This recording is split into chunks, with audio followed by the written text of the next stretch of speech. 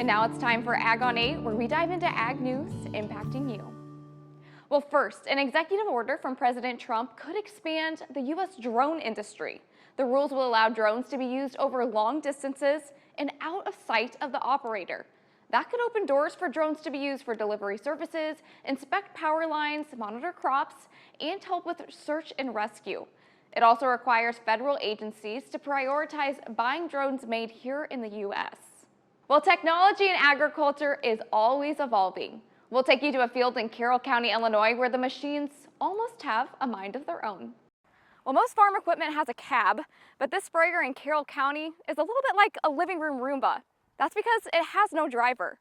This is the whole entire brain of the operation. There's a main box that literally powers everything. It's hooked up with about 18 cameras. This guy right here, that's our Starlink, so that's our connectivity. Moving at about a mile an hour, Larissa Cornelison knows it's a futuristic site off of Highway 52. So really, it's kind of neat that once it's going, it's very autonomous. We just kind of sit back and I can monitor 20 of them at a time if I need to. The self-driving machine uses AI to spray chemicals on crops like corn and soybeans. And then we have two 20-gallon tanks on each side. It's typically programmed with planting maps and runs all on its own. And then you hit send, and then we can remotely monitor everything that's going on with that robot. But it's not just a glamorous gadget. Definitely, it cuts back on the labor a lot. Zach Whitebread helps Carroll Service Company run 7 of the solar-powered innovative instruments. It's a little bit different than your regular sprayer. It stays at the field all season versus our other sprayers. We kind of go around to each field individually and spray them as needed, whereas this one stays in the field, continues to scout the field. It runs in fields from mid-March until about the end of June. The machine uses see and spray technology, meaning it first identifies weeds and then applies herbicides. Right now, I think for the most part, it's around 90% reduction in chemistry. Less chemicals save farmers money, which they can reapply in other places. I think everybody today realizes like the technology's here, it works. It's just a matter of like, are they ready to take the leap of faith to try it yet or not? It's a farmer's tool for tomorrow and a bit more exciting than your living room vacuum. Farmers think a change made by the U.S. Environmental Protection Agency could boost crop demand. On Friday, the EPA proposing updated renewable volumes obligations under the Renewable Fuels Standard. Now, these numbers, measured in RINs, tell us the minimum amount of renewable fuels that must be blended into the U.S. fuel supply each year. Here to break it all down for us is Illinois farmer and the president of the National Corn Growers Association, Kenny Hartman. How are you today, Kenny? Doing well. Very happy to be here today. Well, thank you. Well, first to start off, we're going to start off basic. What is the Renewable Fuel Standard? Well, the Renewable Fuel Standard was set up, a bill that was passed in 2005. And it, as you said before, it sets up a standard for different types of renewable fuels for different areas. If it's cellulose, if it's straight ethanol, or the different blends of biodiesel, it covers all the different areas and the maximum that can be, up to that you can be blended at that time. Well, the EPA is raising, this overall biofuels number from about 22 billion to 24 billion, just over 24 billion. I mean, what does this mean to farmers? Why are they supportive of this? Well, we're very happy with the Trump administration that they're looking at where renewable fuels are today. And on the ethanol front, we've got a 15 billion gallons, basically what the number they came up with. So we're hoping to get to that range. And that would basically, the object is to move more ethanol, so you could blend more ethanol into the fuel market. It's no different on the biodiesel and in some of these other areas, but obviously corn growers is more concerned about the 15 billion gallons for higher blends of ethanol. Yeah, and so I think you mentioned that it's maintaining at about 15 billion gallons there. I mean, where would you ideally like to see that raised to? Well, we'd like to see it. It would be great to get a couple more billion gallons in that. So, and we're hoping that, as things progress every year, that would go up as we blend more fuel. One of the things National Corn Growers is working on, obviously, is the E15 year round. We've got the waiver this summer. We appreciate the president giving us that waiver this summer, but we need that bill that's permanent. We almost got it done in December. We're still working on a place to carry that. We know that the president supports higher blends of ethanol. We have, the Congress and the Senate support that. We just got to get a place to get that in, that's a permanent bill. And also, we're also working on higher blends of ethanol, going to 20-25% blends, because we've got a lot of other countries that are Brazil, for example, is going all the way to 30%, and it's a great product. Ethanol is. It's good for the environment. It's good for the consumer, obviously, because ethanol is a reasonable and cheap product that's blended with our gasoline, and it's good for the farmers because we grind more corn by producing more ethanol. Well, that's kind of going to our next question there. You're talking about, what these could do for a consumer. I mean, seeing that the EPA is raising some of these renewable standards, what will it do for fuel prices for consumers? Well, definitely, as I said before, the ethanol and renewable fuels is a win for all of us. It's a win for the environmentalists because it's cleaner burning. It's a win for the consumer because it's a cheaper product, and it's a win for farmers because we've got right now, with the economy the way we have, with plenty of product, it should help bring up prices to corn. It should bring up prices to soybeans and any of the other renewable crops that go into renewable fuels. So we're really positive of this. We're hoping that this helps grind more corn and support the farming industry. Do you have any numbers on what that direct impact could be on, diesel prices for just the average Joe? I would think it should go down some. I don't have an exact projection today, but obviously, as far as the corn and soybeans prices, it was a good day on the Board of Trade yesterday. So I think it definitely helped our farmers out there. So. Well, another part of this is some, removing some incentives for potentially some electric incentives there, and also for foreign demand for some of these products. I mean, tell me about that. Is that something that you guys have been advocating for or talking about?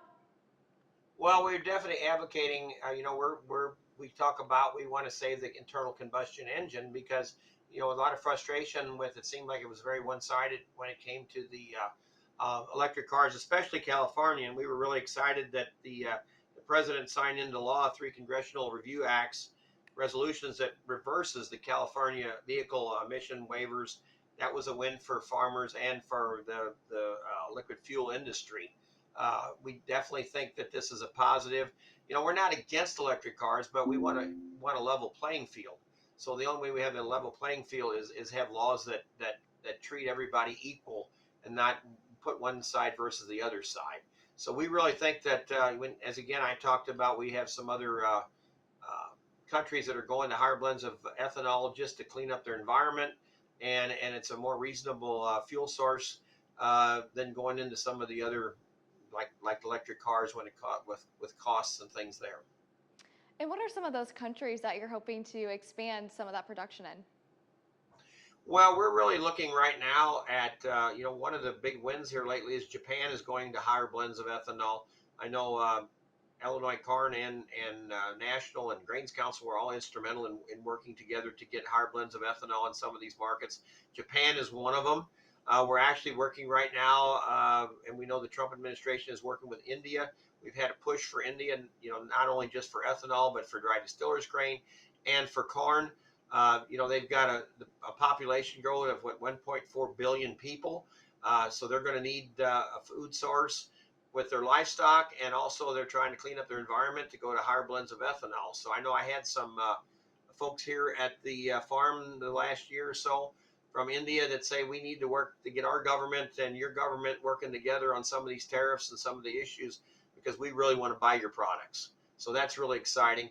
And we're also talking to other countries like Vietnam, Indonesia, Philippines. There's some African countries that are all interested in purchasing products from us. And we know that President Trump is a negotiator, so we're hoping that he can get some good negotiations, get some trade agreements with some of these countries. Well, thank you, Kenny, so much for joining us today and sharing some more about this. Well, this week, FFA members from all over the state gathered in Springfield for the 97th annual convention. While they were there, 6 new FFA officers were chosen, and several of them are from near the Quad Cities. Well, earlier, I caught up with Paige Searins from Anawan FFA. Now, she's the first state officer from her school, and she's also making history as the first Illinois FFA state sentinel. Hey, Paige, how are you?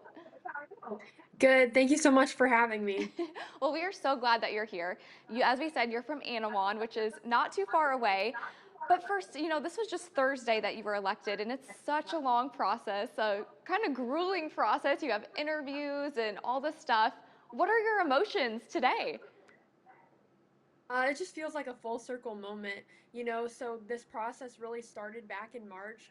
So as the time's gone on, going through this process with friends and family, it just feels like that full circle moment where you kind of reach that end goal. And I'm just so excited for what's to come. Well, you're even still in your official dress there, which I just wanted to point out because people might not be able to totally tell.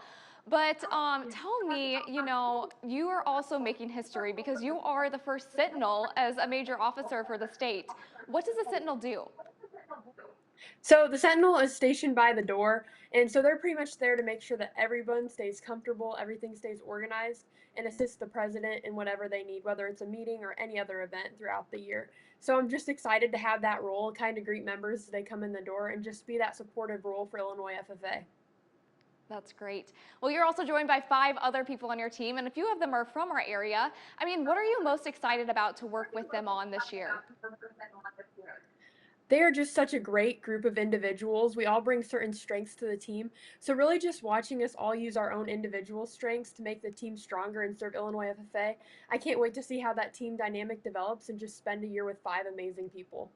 This is not an easy process, as we said. I mean, what made you want to run for state office in the first place? I can remember being a freshman and having a state officer come in for our chapter visits and then interacting with state officers throughout the years, whether it was as a section officer or as section president this year, and seeing the impact that they have with students across the state. That's just something that knew I wanted to be a part of, to have that impact and kind of pay forward that lasting legacy that others had on me.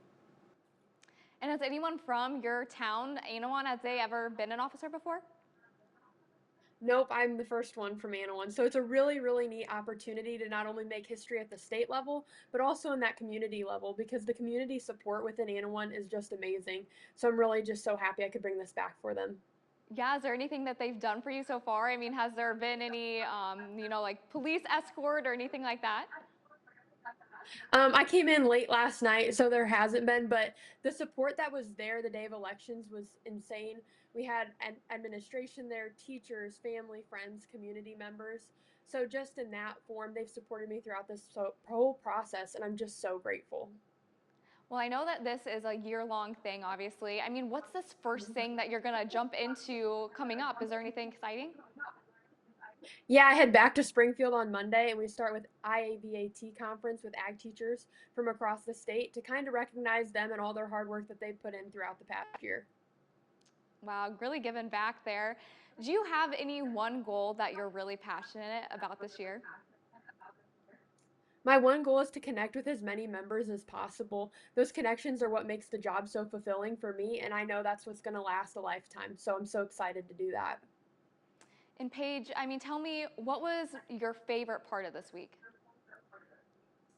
My favorite part of this week was after getting elected, going back to that back room and being able to hug my family, specifically my brother. He's a freshman in FFA, so he was down on the delegate floor. So it made the whole process so worth it. I'm sure that they were so happy to give you hugs too. Well, congratulations. We're proud of you and so happy you could join us today and hopefully reflect later on in the year about how it's all going. Yes, thank you so much again for having me.